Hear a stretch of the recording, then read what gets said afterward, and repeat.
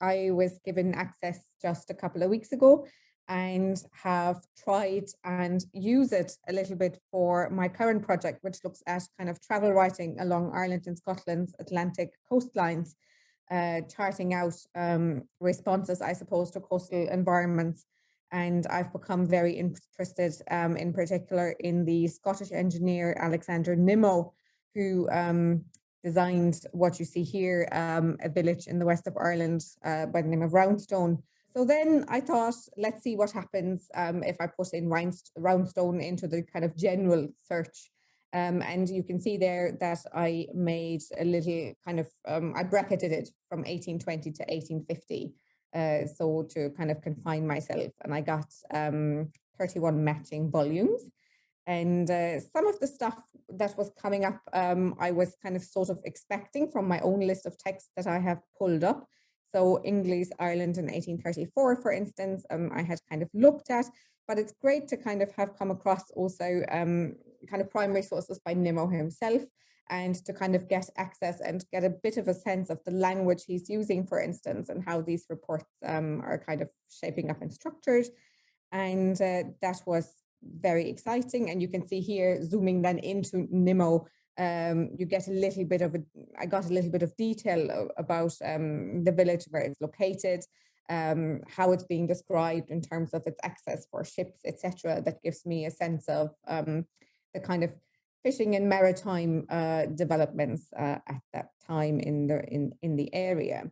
More excitingly, however, Curatr brought me on, and I've just discovered this over the weekend, brought me on to a literary novel in which travel kind of features.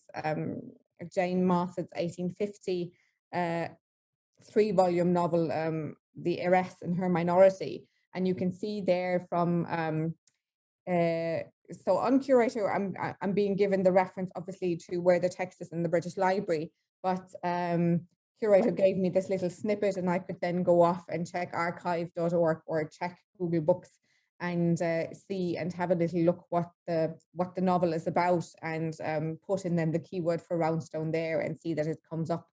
And that was quite exciting. So that is a new text that I don't think I would have come across otherwise, I have to say. So I'm delighted that I can now kind of work with this.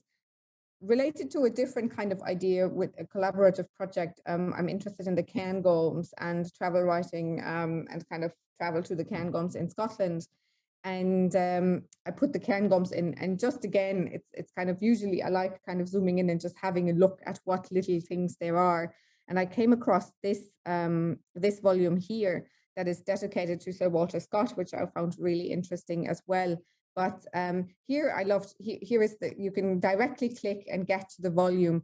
And I was really pleased to see that when it's possible, that it's also interconnected with the images.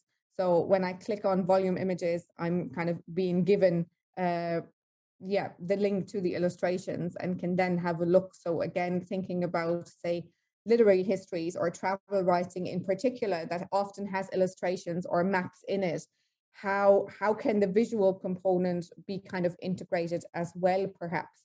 I suppose I was curious about. So those were my little forays into it, where I was just having a little look around.